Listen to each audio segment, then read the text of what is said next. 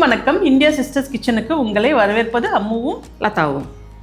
உங்களுக்கு எப்போவுமே ஒரே மாதிரி மசாலா போட்டு எறா ஃப்ரை பண்ணி போர் அடிக்குதா?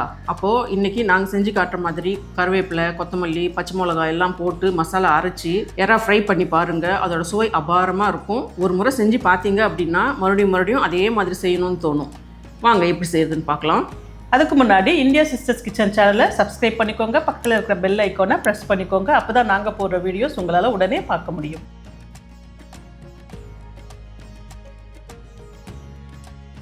இங்கே 1 கிலோ எறா வாங்கி க்ளீன் பண்ணதுக்கப்புறம் இது வந்து 470 கிராம் இருக்குதுங்க. இதுக்கு தேவையான மசாலாவை முதல்ல அரைச்சிக்கலாம். ஒரு மிக்சி ஜாரில் 30 சின்ன வெங்காயம் போட்டுக்கலாங்க. இது வந்து ஒரு 120 கிராம் அளவுக்கு இருக்குங்க. அடுத்து 4 பச்சை மிளகாயை உடச்சி போட்டுக்கலாம். அடுத்து 15 பல்லு பூண்டு, ஒரு அரை கைப்பிடி அளவுக்கு கொத்தமல்லி, கொஞ்சம் கருவேப்பிலை.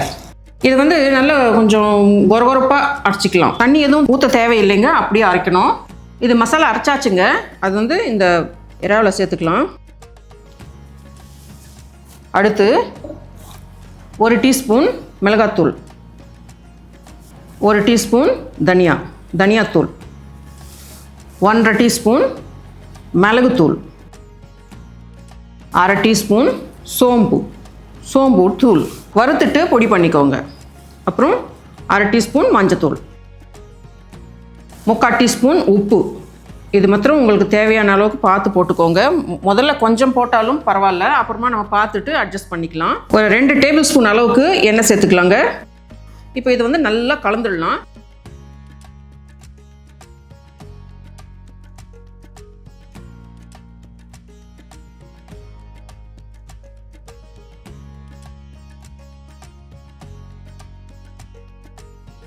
இது 1 மணி நேரம் ஊறினா போதும் இல்லையா? 1 மணி நேரம் ஊறட்டும். டைம் இல்லை அப்படின்னு தோணுச்சுன்னா உங்களுக்கு ஒரு அரை மணி நேரம் அட்லீஸ்ட் அதை ஊற வச்சுக்கோங்க. இப்போ இது ஊறட்டும். இப்போ 1 மணி நேரம் ஆச்சுங்க. நம்ம ஒரு பேனில் 3 டேபிள் ஸ்பூன் எண்ணெய் விட்டு சூடு பண்ணிக்கலாம். எண்ணெய் சூடாகிடுச்சுங்க. இந்த எறாவை வந்து அப்படியே மசாலாவோட இதில் சேர்த்துடுறேன்.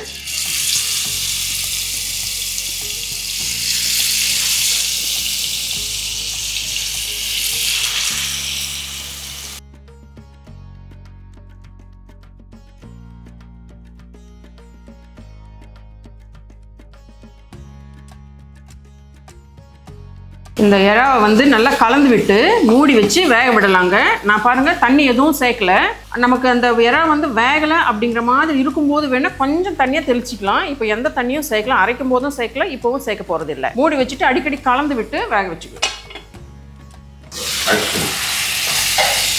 பாருங்கள், நான் தண்ணியே சேர்க்கல. அந்த எறாலேருந்து வந்த தண்ணியே எவ்வளோ இருக்குது பாருங்கள். இதுலேயே வெந்துடும். இந்த எறா வந்து வெறும் ரைஸோட பசஞ்சு சாப்பிடவும் நல்லா இருக்கும்.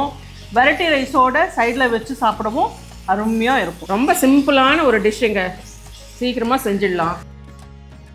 மசாலா நல்லா சுருண்டு வந்திருக்குதுங்க. எறாவும் வெந்துடுச்சு, இறக்கிடலாம். அவ்வளோதான். ரொம்ப அருமையாக இருக்கிற இந்த எறா என்ன அப்படி ஒன்று அப்படின்னா, நம்ம நிறைய குவான்டிட்டிலாம் வாங்கணும். நம்ம 1 கிலோ வாங்கணும், இத்தினோண்டு தான் இருக்குது. உங்களுக்கு தேவையான அளவுக்கு தகுந்த மாதிரி வாங்கிக்கோங்க.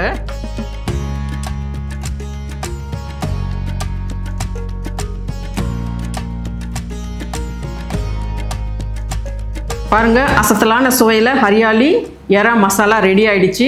எப்படி எறா மசாலா பண்ணுறது அப்படிங்கிற யோசனையே இனிமேல் இருக்க வேண்டாம் உங்களுக்கு. இந்த மாதிரி ஈஸியான மெத்தடில் செஞ்சு கொடுத்து அசத்துங்க. இந்த வீடியோ பிடிச்சிருந்தா லைக் பண்ணுங்கள், ஷேர் பண்ணுங்கள், கமெண்ட் பண்ணுங்கள். இதே மாதிரி ஒரு நல்ல ரெசிபியோட அடுத்த வீடியோவில் பார்க்கலாம். நன்றி, வணக்கம்.